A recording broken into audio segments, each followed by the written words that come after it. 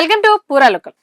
America visa దొరికితే చాలు, అక్కడ పౌరసత్వం వస్తే చాలు అని ఎంతో మంది ఎగబడుతున్న రోజులివి. కానీ ఆ దేశ పౌరసత్వాన్ని, అక్కడ లగ్జరీ జీవితాన్ని వదిలేసి నా కట్టె కాలాల్సింది నా మాతృభూమిలోనే, నేను పుట్టిన ఈ మట్టిలోనే కలిసిపోతా అంటూ 94 ఏళ్ల వయసులో తిరిగి జన్మభూమికి వచ్చేసింది ఓ ప్రవాసాంధ్ర వృద్ధురాలు.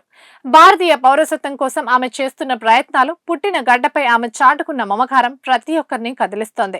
బాపట్ల జిల్లా చినగాంజ మండలం చింతగుంపల గ్రామానికి చెందిన కొండ్రుగుట్ట మహాలక్ష్మి కుటుంబం 1993లోనే అమెరికా వెళ్లి అక్కడే స్థిరపడింది. ఆ తర్వాత 2000 సంవత్సరంలో మహాలక్ష్మితో పాటు ఆమె కుటుంబ సభ్యులకు అమెరికా పౌరసత్వం కూడా లభించింది. ఆమె కుమారుడు బుచ్చయ్య ప్రస్తుతం గుంటూరులోని ఎన్ఆర్ఐ వైద్య కళాశాలలో డాక్టర్ గా విధులు నిర్వహిస్తున్నారు. అయితే వృద్ధాప్యంలో ఉన్న మహాలక్ష్మమ్మకు తన మాతృభూమిపై మమకారం గుంజేసింది.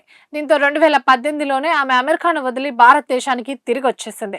స్వగ్రామానికి వచ్చి 8 ఏళ్లు గడుస్తున్న తరుణంలో చట్టబద్ధంగా తను పూర్తి స్థాయి భారతీయ పౌరురాలిగా గుర్తింపు పొందాలని ఆమె ఆశపడింది.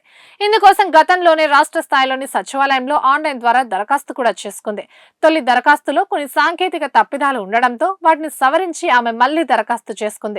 దీనిపై స్పందించిన అధికారులు ఆ అర్జీని బాపట్ల జిల్లా కలెక్టర్ కు పంపించారు. భారత పౌరసత్వం ఇచ్చే ప్రక్రియలో భాగంగా బాపట్ల జిల్లా కలెక్టర్ వినోద్ కుమార్ తన కార్యాలయంలో 94 ఏళ్ల మహాలక్ష్మమ్మతో ప్రత్యేకంగా ప్రమాణ స్వీకారం చేయించారు.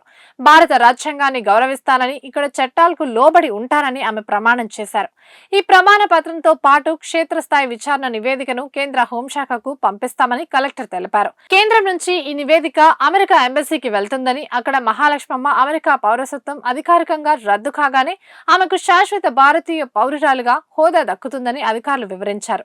డాలర్ల సంపాదన, అమెరికా లైఫ్ కంటే మాతృభూమి మట్టిలోనే పరమార్థం ఉందని నిరూపించిన మహాలక్ష్మమ్మ నికార్సైన దేశభక్తికి మనమంతా సెల్యూట్ చేయాల్సిందేనని నెటిజన్లు కామెంట్ చేస్తున్నారు. ఇవి ఇప్పటివరకు అప్డేట్స్. మరిన్ని అప్డేట్స్ కోసం చూస్తూనే ఉండండి పూరాలోకల్.